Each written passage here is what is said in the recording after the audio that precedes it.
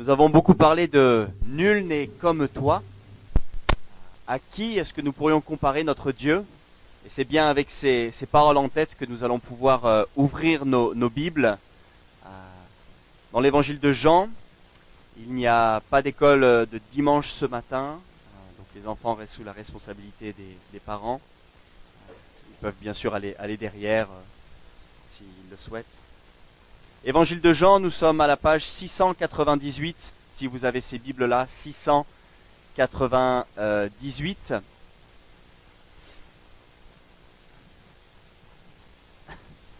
Je vais tout simplement prier pour ce temps, que le Seigneur nous parle. C'est bien lui qu'on veut écouter et pas moi. Seigneur, nous te remercions pour ces chants qui nous rappellent à quel point nul n'est comme toi. Aucun comparatif ou superlatif ne pourrait qualifier ta grandeur. Tu parles à nos cœurs, on l'a chanté. Nous te prions qu'aujourd'hui tu puisses encore une fois nous parler dans ce temps spécial de culte et que cette semaine aussi tu puisses nous parler. Nous avons besoin de toi chaque jour. Dans le nom du Seigneur Jésus, amen. Alors c'était en 2002. Je me souviens très très bien. Avec mes parents et mon grand frère, nous avions fait notre première soirée trilogie. La trilogie du Seigneur des Anneaux. J'étais un préadolescent, tout content de voir sur 3 soirées différentes, 3 grands films. On a fermé les volets, on avait les pop-corn, on avait le coca. Et c'était un temps très spécial dans ma préadolescence où j'ai pu profiter de ces films qui sont le Seigneur des Anneaux. Trilogie, 3 films, une histoire en 3 temps, et nous voyons l'entrée triomphale de Jésus-Christ au chapitre 12, un peu comme une trilogie. La semaine dernière, c'était le tome 1. Aujourd'hui, nous avons le tome 2. La semaine prochaine, nous avons un culte de témoignage, donc il faudra revenir dans 2 semaines pour avoir le tome 3. Et donc aujourd'hui, le tome 2 de cette entrée triomphale de Jésus-Christ. Et aujourd'hui, on va voir les effets de la croix, chers amis. Les effets de la croix. Les bénéfices de la croix pour le monde ont causé le trouble dans l'âme du Sauveur. Les bénéfices de la croix pour le monde ont causé le trouble dans l'âme du Sauveur. Vous savez, on sous-estime souvent l'impact que la connaissance et la foi a sur nous. Une foi placée en Jésus-Christ a un impact profond sur notre corps, sur notre âme, sur notre santé spirituelle, psychique et psychologique. Et on va voir là ce matin en quoi la croix a eu un profond impact dans l'âme de notre Sauveur. Et elle a un profond impact dans ce monde. Nous allons parler des effets de la croix. Et nous allons lire chapitre 12 à partir du verset 26. Vous êtes toujours avec moi pour ce 2e tome de cette trilogie? Est-ce que vous êtes toujours avec moi pour ce 2e tome de la trilogie? Ok, j'ai cru que j'étais tout seul ce matin. Après, ça me va très bien. Hein, je m'entraîne ici à la semaine à prêcher tout seul, donc ça me va très bien. Allez, à partir du verset 27. Jésus parle et il dit: Maintenant, mon âme est troublée. Et que dirais-je? Père, délivre-moi de cette heure. Mais c'est pour cela que je suis venu jusqu'à cette heure. Père, révèle la gloire de ton nom. Et une voix vit alors du ciel. J'ai révélé sa gloire, et je la révélerai encore. Verset 29. La foule qui était là et qui avait entendu disait que c'était le tonnerre. D'autres disaient: un ange lui a parlé. Jésus reprit la parole. Ce n'est pas à cause de moi que cette voix s'est fait entendre, mais c'est à cause de vous. Verset 31. C'est maintenant qu'a lieu le jugement de ce monde. C'est maintenant que le prince de ce monde va être jeté dehors. Et moi, quand j'aurai été élevé de la terre, j'attirerai tous les hommes à moi. Par ces paroles, il indiquait de quelle mort il allait mourir. La foule lui répondit: mais nous avons appris que par la loi, que le Messie vivra éternellement. Comment donc peux-tu dire: il faut que le Fils de l'homme soit élevé? Mais qui est ce Fils de l'homme? Jésus leur dit, la lumière est encore pour un peu de temps parmi vous. Marchez pendant que vous avez la lumière, afin que les ténèbres ne vous surprennent pas. Car celui qui marche dans les ténèbres ne sait pas où il va. Verset 36 et dernier verset de ce matin. Pendant que vous avez la lumière, croyez en elle, afin de devenir des enfants de lumière. Après avoir dit cela, Jésus s'en alla et se cacha loin d'eux. Jusqu'ici, la parole de Dieu. Le premier effet de la croix que j'aimerais voir avec vous ce matin, c'est pas celui que nous pourrions imaginer. Le premier effet de la croix, j'aimerais qu'on voit en quoi ça a touché ou impacté notre Sauveur et Seigneur. La croix a causé le trouble dans l'âme du Sauveur. La croix a causé le trouble, l'angoisse, l'anxiété dans le cœur et l'âme du Sauveur. Chaque chrétien, et je ne vous apprends rien, est soumis aux pressions de ce monde, des factures à payer, des rendez-vous au dentiste qui ne nous plaisent pas, des moments charnières de déménagement, de retraite, de démarrage de nouveau travail. En quoi est-ce que la foi en la croix change nos vies? Et si jamais vous vous dites, mais moi, la foi en Jésus n'a pas vraiment d'impact dans ma vie, je ne vois pas comment ça a changé entre la semaine dernière, l'année dernière, ou il y a 10 ans et aujourd'hui, peut-être regarder à Christ et l'impact que la croix a eu sur lui pourrait nous motiver. Versets 27 à 30, il dit « Mon âme est troublée, délivre-moi ». Un cri de désespoir, les amis. Un cri de quelqu'un qui veut sortir d'une situation tellement difficile. L'angoisse à venir de son sacrifice. Le cœur de Jésus est dépassé par les émotions comme une mauvaise nouvelle qui tombe, qui vous assomme. Le cœur noué, l'estomac qui brûle. Le rythme cardiaque qui augmente. Les paumes de la main qui deviennent moites. Les journées à pleurer peut-être. Avec un changement radical. Et Jésus le sait, il vit sous tension dans cette entrée triomphale. Vous vous souvenez? À la fin du chapitre 11, les pharisiens ont résolu de mettre à mort Jésus et Lazare. Et Jésus sait très bien quand il arrive sur l'âne, quelques versets auparavant, que les pharisiens l'attendent pour le mettre à mort. Jésus sait très bien que ça va arriver. Lincoln Burrows est un personnage fictif d'une série sortie en 2004. La série s'appelle Prison Break, ce fut un succès planétaire. Et Lincoln Burrows est un personnage qui est condamné à mort dans cette série, et il est condamné à mort à tort. Et on le suit dans la saison numéro 1 à se retrouver dans sa cellule de la prison des États-Unis la plus gardée, la plus sécurisée. Et alors qu'on suit Lincoln Burrows, alors qu'il approche vers la chaise électrique, plus il se rapproche de cette mise à mort, plus il stresse. Il se réveille en pleine nuit, il a des rêves du passé, des beaux moments qu'il a vécus, il a des cauchemars de ce qui va arriver, il se refait la scène plusieurs fois, et il a même des rêves où, à un moment donné, il est là, il lui accroche les mains, ils lui mettent l'eau sur la tête, et ils vont lui envoyer la décharge électrique pour le mettre à mort, et il se réveille, et il croyait qu'on lui avait tout enlevé, et que finalement, une dernière preuve était arrivée pour le libérer. Et vous suivez ce personnage au travers de toute la saison 1, et c'est palpitant. C'est ce qui se passe avec Jésus, sauf que c'est pas un personnage fictif.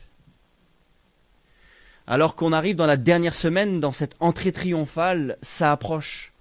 La croix commence à se dessiner dans son cœur. Sa vie commence à prendre la tournure. Son heure arrive et il est venu pour ça. Tout s'accélère et à la fois tout semble silent. Rappelez-vous, à partir du chapitre 12 jusqu'au chapitre 21, on a une semaine de récit. Alors que du chapitre 1 au chapitre 12, on a 3 années de récit. Et tout semble s'accélérer, à la fois tout semble silent. Jésus approche de la mort.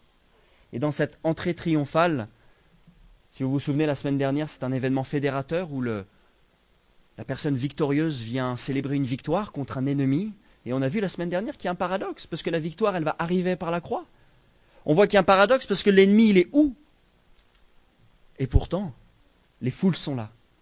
Et Jésus sait très bien, il vient accomplir la prophétie de Zacharie 9,9. Mais il est mal, son âme est troublée. Pensez à cela quelques secondes avec moi. Est-ce que vous avez déjà vu quelqu'un perdre tous ses moyens à la venue d'une mauvaise nouvelle, un décès, une maladie? À quel point l'âme se tord à l'intérieur? Pensez à Jésus, qui dit « Mon âme est troublée, que dirais-je? Délivre-moi de cette heure. » Qu'est-ce que redoutait Jésus? La mort physique, l'agonie qui l'attend? Est-ce que Jésus redoutait peut-être ce nuage de mouches qui allait entourer sa tête pendant de longues minutes? Peut-être qu'il redoutait les futures plaies de son dos qui allaient être collées contre le bois infâme. Est-ce que notre Sauveur et Seigneur allait redouter les clous dans ses mains? La douleur? L'agonie de chercher de l'air pour respirer? Qu'est-ce que Jésus redoutait? Et même si tout cela est source d'agonie et d'anxiété et d'inquiétude, chers amis, je pense que la cause de son angoisse était plus profonde. Qu'est-ce qu'il dit? Mon âme est troublée. Et le mot en grec est psycho, du mot psychologique. C'est son âme, c'est son état psychique qui est éteint. Dans quelques jours, Jésus-Christ allait porter les péchés du monde entier. Voilà pourquoi son âme est troublée. Et voilà pourquoi personne ne peut mesurer le poids qui a été porté par Jésus. Vous savez, une vérité centrale de l'évangile, chers amis, c'est que si tu es pardonné en Christ aujourd'hui, si tu as une vie nouvelle en Christ aujourd'hui, ce n'est pas parce que Jésus a été cloué. Si tu es pardonné en Christ, si tu as une vie nouvelle, c'est pas parce que Jésus a été martyrisé, c'est pas parce qu'il est mort, c'est pas parce qu'il était asphyxié, c'est pas pour cela qu'on est libre en Christ. Si nous sommes libres en Christ, les amis, c'est parce que sur cette croix, le Sauveur innocent a porté les péchés du monde. Il a été frappé à notre place, à ma place. Et c'est pour cela qu'aujourd'hui nous sommes libres. D'autres chrétiens sont morts en martyrs, avec des souffrances physiques bien plus atroces que Jésus, chers amis. Par contre, aucun chrétien n'a pu porter le péché d'une tierce personne. Je ne peux pas le faire pour vous.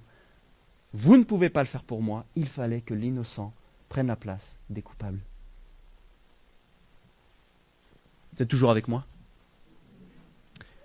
Jésus-Christ a été frappé à notre place. Est-ce que cela pourrait nous motiver dans notre semaine à nous dire, Seigneur, au lieu de faire ça qui te déplaît, je veux faire ça qui te plaît. Au lieu de demeurer sur cette pensée-là qui nourrit ma chair, je préférais peut-être voir plus loin et me mettre à mort. Est-ce que cela pourrait être une chose que nous pourrions vivre? 2 Corinthiens 5, 21 nous dit, en effet, celui qui n'a pas connu le péché, Jésus, il a fait devenir péché pour nous, afin qu'en lui nous devenions justice de Dieu. Qu'est-ce que ça veut dire? Jésus qui n'a pas connu le péché, qui n'était pas pécheur, il est devenu le péché pour nous, et ce qui est bon en lui, toute la perfection nous a été donnée. Ça veut dire qu'aujourd'hui, vous et moi, en Christ, nous sommes purs, nous sommes blancs, nous sommes lavés. Les effets de la croix sur Jésus. La croix a causé le trouble dans l'âme du Sauveur. La croix a causé le trouble dans l'âme du Sauveur. Et comment pourrions-nous comprendre le prix payé à notre place? Comment pourrions-nous prendre en mesure le prix que la croix a coûté à notre Sauveur? Parce que c'est vrai, nous sommes sauvés par grâce. Nos milieux réformés, protestants, disent non, c'est pas une œuvre qui nous sauve, c'est pas nos œuvres qui nous sauvent, c'est pas notre semaine bien vécue qui nous sauve, c'est la croix, c'est la grâce. Mais cette croix, c'est une œuvre. C'est l'œuvre de Christ qui nous sauve. Comment pourrions-nous essayer de prendre le poids de cette œuvre, de cette grâce, pour éviter d'être ignorants? Je vous donne une idée, un exemple. Quand on était aux États-Unis il y a quelques années pour suivre les études de théologie, et on aimait faire du vélo, et Mélissa était partie faire un tour de vélo avec les enfants. Et nos enfants, je ne sais pas si vous avez des petits-enfants ou des neveux, nièces, même vos enfants, quand ils veulent accélérer en vélo, ils font quoi? Ils font comme le Tour de France, ils se mettent debout, ils se mettent en danseuse. Et un de nos enfants se met en danseuse, dit « Maman, regarde !» Et il monte la colline, et alors qu'il descend, il continue à faire la danseuse, mais le vélo va de plus en plus vite, et il perd contrôle. Et il tombe, mais il tombe sur la tête. Et donc Mélissa récupère notre enfant, elle lui pose 2 ou 3 questions, et l'enfant répond de manière totalement incohérente. Alors Mélissa, avec son expérience d'infirmière, dit peut-être traumatisme crânien, on va à l'hôpital. Alors on va à l'hôpital, et Dieu merci, il n'y avait rien de grave. Mais 2 semaines plus tard, cet hôpital nous envoie la facture. Ah oui, la facture était de $8 000 pour 2 heures aux urgences. Alors merci Seigneur, nous avions une bonne assurance, ça a été payé. Mais vous voyez où je veux en venir. En France, souvent nous allons chez les soins et nous n'avons pas conscience du prix que nous payons. Nous sommes un peu comme dans un assistanat, on se dit de toute façon la santé elle est gratuite. Mais non, la santé n'est pas gratuite, elle est payée par. Mais on n'en est pas conscience. Ce qui fait qu'on retrouve, on va à l'hôpital pour un ongle incarné. Mais non. Ici, nous voulons pas vivre en assistanat. Nous voulons voir le vrai prix des choses et pleinement reconnaissants pour ce qu'elles sont. Nous voulons voir à quel point ça a coûté à notre Sauveur et voir à quel point ça nous est donné. Et nous devons voir à quoi est-ce que ça ressemble ce prix payé par Jésus. Sinon on fait quoi ? Moi je tape dedans. Hein. Il y a la grâce de toute façon après tout. Hein. Les pêcheurs pêchent, la grâce elle surabonde, j'y vais. Alors foncièrement je dirais oui. On passe tous par des journées, des semaines où on fait de toute façon, c'est bon. Mais si on a autant d'éléments dans le texte biblique pour nous ramener le poids de l'effet de la croix sur Jésus, peut-être on devrait s'arrêter pour mesurer le prix qu'il a payé. Dans ce texte, Jésus nous montre le prix des vraies choses. Croire en Jésus-Christ, être un disciple de Christ, c'est savoir et avoir saisi le prix de la croix pour lui, les effets de la croix sur Jésus. Et ce prix à payer, il est connu, il est annoncé. Il est annoncé dans l'Ancien Testament, d'abord par des images. On pense à Lévitique chapitre 16, verset 21, où Aaron posera ses 2 mains sur la tête du bouc vivant. Il confessera sur lui toutes les iniquités des enfants d'Israël et toutes les transgressions par lesquelles ils ont péché.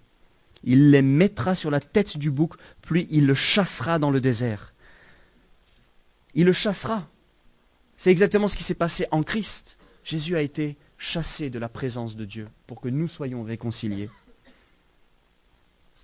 Galates 3,13. Christ nous a rachetés de la malédiction de la loi en devenant malédiction pour nous, puisqu'il est écrit « Tout homme pendu au bois est maudit ». Et c'est ainsi qu'en Jésus-Christ, la bénédiction d'Abraham touche aussi les non-juifs et que nous recevons par la foi l'Esprit qui avait été promis. Jésus n'apprend pas au chapitre 12 qu'il va aller à la croix. Jésus le sait, mais ça se rapproche et les effets commencent à se voir. Mais peut-être ce matin, ton âme est abattue. Peut-être que tu fais semaine après semaine, journée après journée, en faisant presque aucun cas de Jésus. La parole de Dieu ouverte ne fait rien sur ton âme. Venir à l'église est un fardeau. Témoigner de sa foi est un sens de culpabilité peut-être. C'est peut-être le cas. Nous sommes des brebis, hein, et on a vu il y a quelques semaines que les brebis ont besoin d'un berger. Et nous sommes si facilement sans défense. Pensez au psalmiste qui dit « Pourquoi être abattu, ô mon âme, et pourquoi gémir en moi? Espère en Dieu. » Et c'est pour cela que la parole de Dieu nous donne des moyens pour lesquels nous pouvons nous encourager, avancer, pour ne pas être indifférents de la croix. Mais je veux vous dire, frères et sœurs, visiteurs, autres personnes peut-être qui entendent ce message en ligne la semaine prochaine, félicitations de tenir le bon combat de la foi. L'ennemi est contre vous, ce monde et ses valeurs aussi. Votre chair veut reprendre ses droits tous les jours. Et je veux juste vous dire bravo d'être là ou d'avoir cette foi encore. À savoir que 98% des gens que vous allez rencontrer cette semaine sont contre les valeurs du royaume. Tenez bon, tenons les lignes, ensemble. L'Esprit vit en nous et il a la victoire. Je vous partage une lecture de cette semaine et je vais faire quelque chose que je n'ai jamais fait dans un message. Ce sera un double objectif. Le premier objectif, ça va être de vous laisser une trace écrite du message et le deuxième, ça va être de voir qui a son téléphone allumé. Je viens juste d'envoyer dans le groupe WhatsApp de l'église ce que je vais vous lire. Donc c'est un peu applicatif directement. Je vois que tout le monde a éteint son téléphone, donc bravo. Vous pouvez le regarder tout à l'heure ou maintenant, comme vous voulez, mais c'est une lecture que j'ai lue cette semaine des Puritains. Ça s'appelle La Vallée de la Vision. Je vous le recommande largement. Et voilà ce qu'il dit. Augmente ma foi dans la connaissance manifeste de. Augmente ma foi dans la connaissance manifeste de 1. La rédemption achevée. 2. L'expiation accomplie. 3. La satisfaction obtenue. 4. La culpabilité effacée. 5. Ma dette payée. Mes péchés pardonnés. Ma personne rachetée. Mon âme sauvée. L'enfer vaincu. Le ciel ouvert. L'éternité faite mienne. Augmente ma foi dans ces réalités. Et il termine. Écris ces leçons salvatrices sur mon cœur afin que mon cheminement soit marqué par la haine du péché, la fuite du péché et l'amour de Christ. Ce programme pour nous, pour une vie, n'est-ce pas? Parce que quand on comprend les effets que la croix ont sur le Messie, c'est là où nous voulons aller. Et le verset clé ou le mot-clé ici, il se trouve au verset 27, à peu près à la moitié, mais. Jésus n'est pas resté sur le « délivre-moi ». Il dit « mais ». Cette conjonction de coordination qui vient ramener un contre-pied avec ce qui se passe avant. Il dit « délivre-moi », mais en fait c'est pour ça que je suis venu. Jésus est là pour la gloire de son Père. Alors que nous avons vu les effets de la croix sur Jésus, maintenant voyons les effets de la croix sur le monde. Les effets de la croix sur le monde.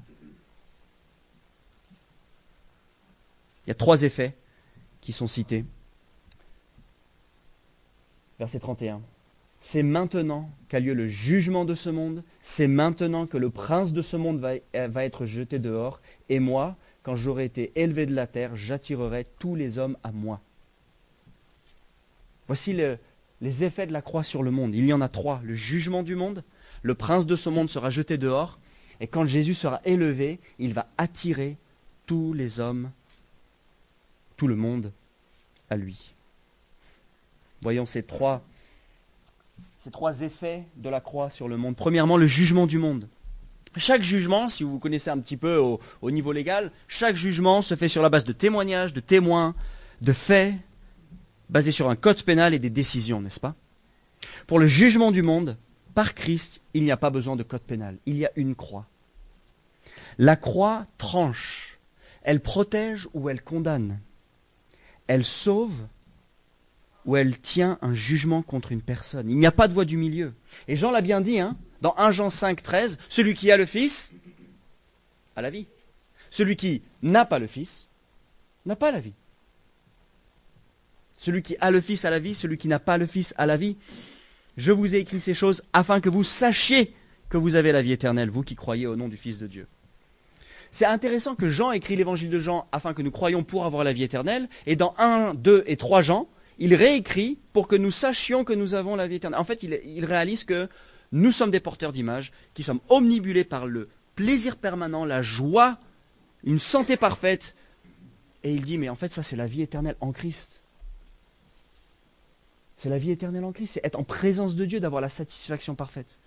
Et il nous le rappelle, que c'est en Christ que nous l'avons. Le monde est jugé par la croix. La génération Z ou la Gen Z pour les anglophones est une génération identitaire. C'est une génération qui est basée sur les questions éthiques, juste, injuste, l'injustice, la justice. Comment bien vivre?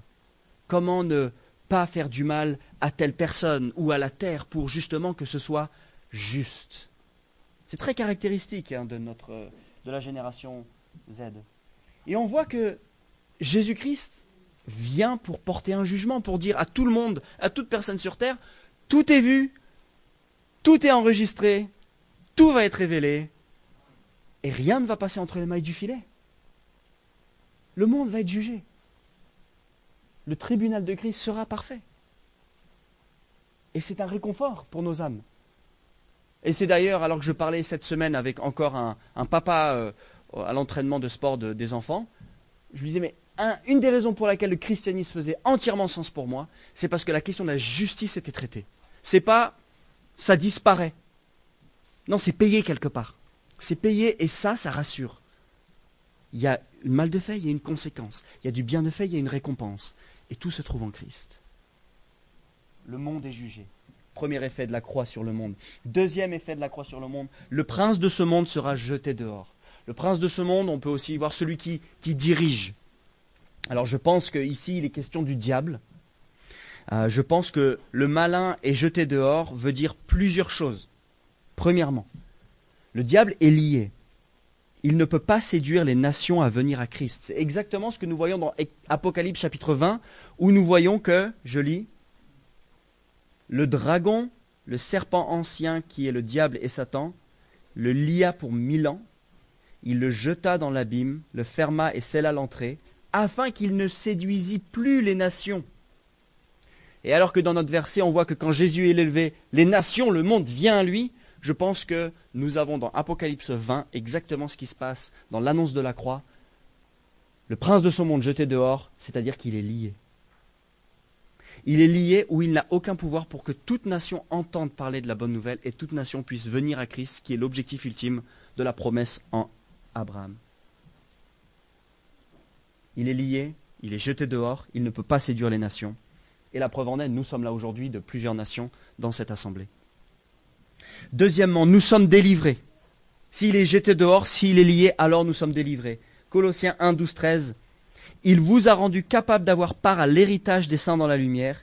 Il nous a délivrés de la puissance des ténèbres. Il nous a transportés dans le royaume du Fils de son amour, en qui nous avons la rédemption et la rémission des péchés. Quand Jésus annonce non seulement que le monde est jugé, mais que le prince de son monde est jeté dehors, il nous annonce que nous sommes délivrés.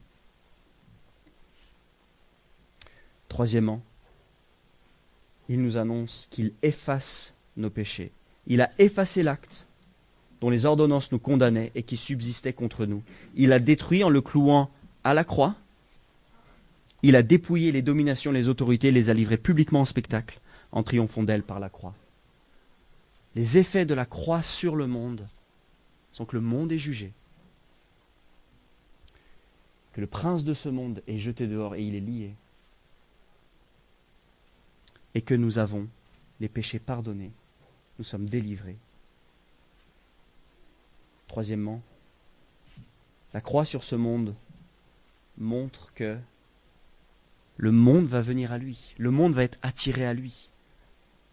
Relisez le verset 32 avec moi. « Et moi, quand j'aurai été élevé de la terre, j'attirerai tous les hommes à moi. » Par ces paroles, il annonçait, il indiquait de quelle mort il allait mourir.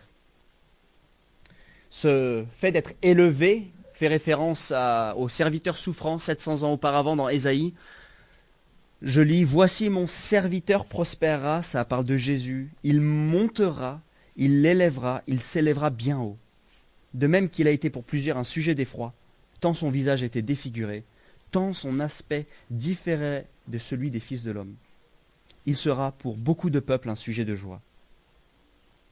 Le fait que Jésus dit « je vais être élevé » annonce et rappelle la prophétie de Jésus dans Ésaïe qui allait venir comme serviteur souffrant et qu'il allait être élevé.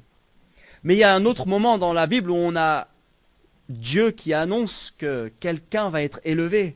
Est-ce que vous vous souvenez dans Jean chapitre 3, Jésus utilise cet épisode de Nombre 21 pour parler du serpent d'airain qui était élevé et Jésus allait être élevé de même. Et donc dans Nombre 21, nous sommes bien avant les 700 ans avant Jésus-Christ. Dans Nombre 21, on a cet épisode où Moïse emmène le peuple vers la terre promise. Le peuple, comme à son habitude, se plaint. Et alors qu'il se plaint, Jésus envoie un jugement. Ce jugement, c'est que des serpents venimeux mordent le peuple. Le peuple commence à mourir de ces morsures. Et le peuple va voir Moïse, dit « Oh, on s'est plaint, on arrête. Est-ce que tu peux aller intercéder à Dieu pour qu'il offre une solution ?» Moïse va voir Dieu, dit « Je t'en supplie, tu vois, le peuple est en train de mourir. Est-ce que tu peux faire quelque chose ?» Et qu'est-ce que Dieu donne comme remède ? Fais un serpent d'airain. Tu le brandis au milieu du peuple et toute personne qui regarde sera guérie. Un regard. Ça veut dire quoi, regarder un serpent d'airain ? Ça veut dire croire. Avoir la foi suffisante pour détourner son regard, pour aller voir la solution. Le serpent est élevé. Et Jésus dit dans Jean 3, comme le serpent a été élevé, moi j'allais être élevé. Et là il le rappelle, je vais être élevé. Et ce que je trouve absolument magnifique, c'est que le texte nous dit la raison pour laquelle nous venons à Christ. Et c'est la raison pour laquelle nous devons aussi être constamment en train de nous rappeler de l'essence même de la foi, c'est-à-dire l'essence de l'évangile. Il dit, quand j'aurai été élevé de la terre, j'attirerai tous les hommes à moi. Qu'est-ce qui fait que nous sommes à Christ aujourd'hui? Qu'est-ce qui nous a attirés? La croix. Alors oui, il y a des bénéfices de la croix qui au début nous font un peu « Ouh, qu'est-ce qui se passe ici ?» C'est-à-dire peut autoriser une guérison ou alors une paix intérieure, tout ça c'est gloire à Dieu. Mais l'essence même de la foi, c'est que l'innocent a pris la place des coupables. C'est le fait que la condamnation est tombée sur lui. C'est le fait que nous sommes libres. Et c'est ça qui attire. C'est prophétique. Jésus qui nous dit, attention, hein, de partout dans le monde, des gens vont se réunir, vont être attirés à Christ parce que j'ai été élevé. En 1791, la maréchaussée est devenue la gendarmerie. Et alors que ce changement a été fait, en 1791, une date a été choisie pour honorer les héros de la France et des gendarmes qui ont payé le prix ultime du sacrifice de leur vie pour leur pays. Et depuis 1791, la date du 16 février est posée dans le calendrier annuel comme la célébration des héros de la France. Et donc dans toutes les casernes militaires de France se réunissent pour célébrer la mort et la mémoire des personnes mortes pour la loi et le pays. Et elles sont célébrées afin que personne ne tombe dans l'oubli. Et c'est à cette commémoration, si vous avez suivi, que j'ai été invité ce lundi. Alors lundi on était le 17, ils ont décidé de la décaler du 16 au 17, parce que 16 était un dimanche, ils ont préféré le mettre le 17. Et donc dans tous les casernes de France, il y a la célébration des héros, vous pouvez tous y aller, et vous avez un temps où on ne veut pas que les morts tombent dans l'oubli. On veut se souvenir du prix payé de leur vie pour, des fois, des situations catastrophiques où ils ont sauvé des humains qui auraient dû mourir dans des prises d'otages, et on célèbre le prix payé par des héros. Nous faisons en quelque sorte exactement pareil ici, et dans nos vies, n'est-ce pas? Et dans le monde entier, dans Saint-Étienne, il y a d'autres églises qui se réunissent. Dieu nous convoque pour vivre l'église rassemblée et célébrer la croix de Christ. Un culte, une célébration rythmée, liturgique, qui nous permet uniquement de nous souvenir du vrai héros qui a donné sa vie. Depuis le dimanche de résurrection jusqu'à la Pentecôte, les chrétiens du monde entier se sont fixés cette date pour se rassembler autour de ce qui nous a attirés, le fait qu'il ait été élevé. Et quand on pense à la croix, souvent on pense aux bénéfices pour nous, n'est-ce pas? Le pardon, la rédemption, le rachat de nos âmes, le jugement.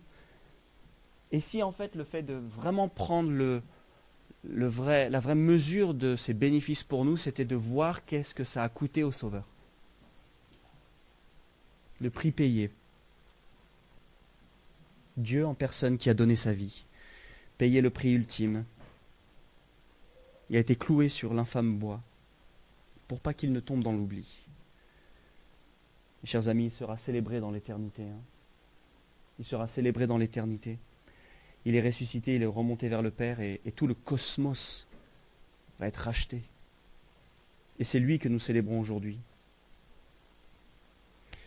À la fin du texte, vous l'avez lu, Jésus se cacha et s'en alla loin d'eux.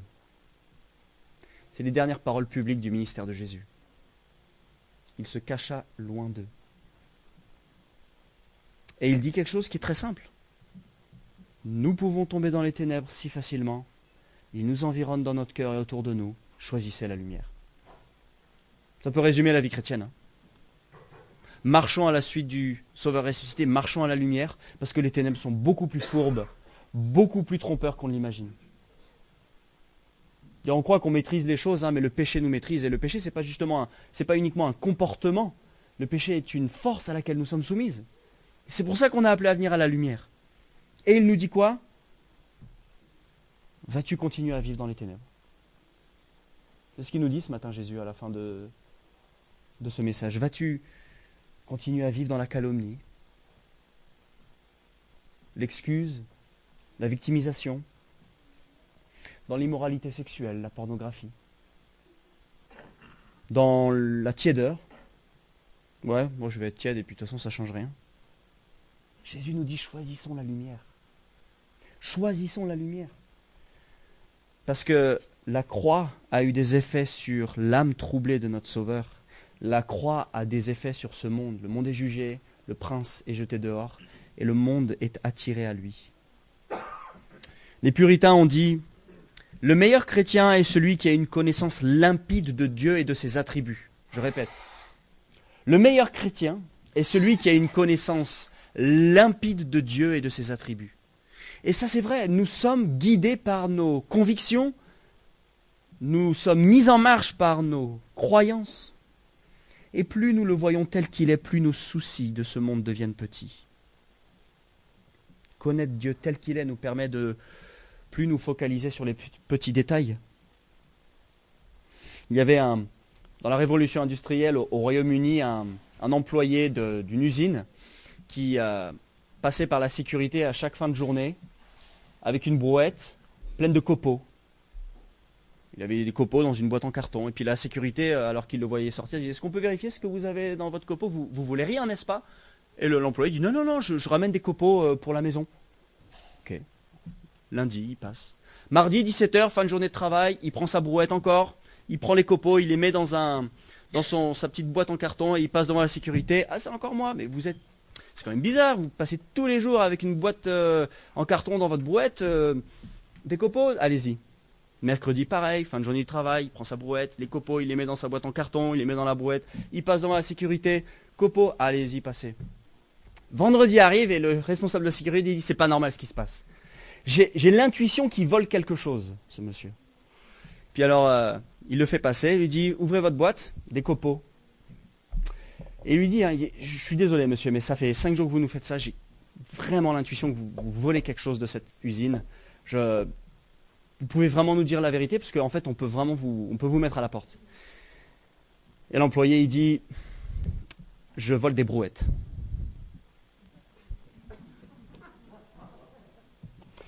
Et vous et moi, on est pareil, on peut tellement être focalisé sur des petites choses qu'on oublie de voir ce qui se passe réellement.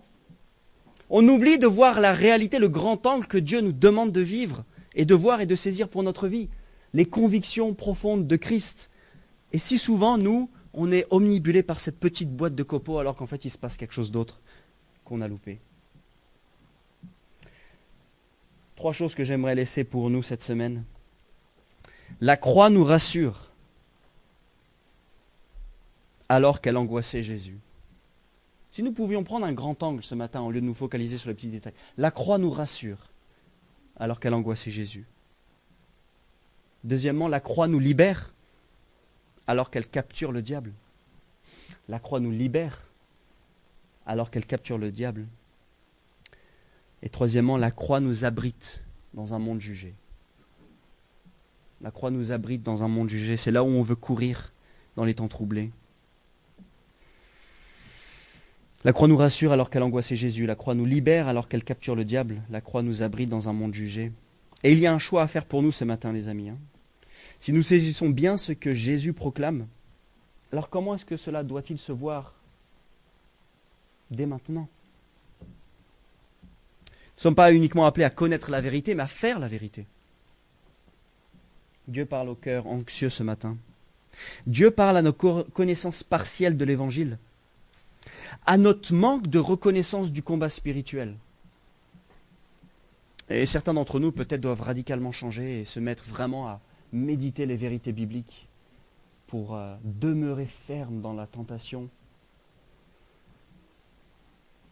Et peut-être il y a une longue marche sur laquelle nous sommes tous appelés aussi pour venir plein de zèle pour Christ, venir plein de foi, ne plus être honteux de l'Évangile, ne plus avoir à subir dans la foi, ne plus redouter le frère ou la sœur qui gêne le dimanche, mais l'aimer pleinement.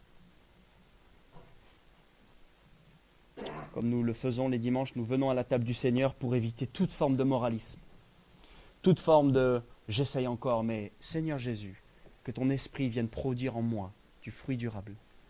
Et Jésus nous a laissé un repas, le repas du Seigneur, où il nous dit qu'il a laissé du pain, et il nous dit « Ceci est mon corps brisé pour vous », il nous a laissé le fruit de la vigne, qui dit « Ceci est mon sang qui a coulé pour vous, faites ceci en mémoire de moi ». Et nous voulons encore nous souvenir, nous rappeler de qui est Christ. Nous allons avoir une instrumentale où chacun peut penser au Seigneur, à remercier, dire pardon, être dans la joie, et juste réaliser les effets de la croix sur notre Sauveur, les effets de la croix sur le monde et les bénéfices qui en découlent. Mon âme fut troublée, il a dit, afin que notre âme fût entièrement restaurée. Que le Seigneur vous bénisse et que chacun soit encouragé en Christ.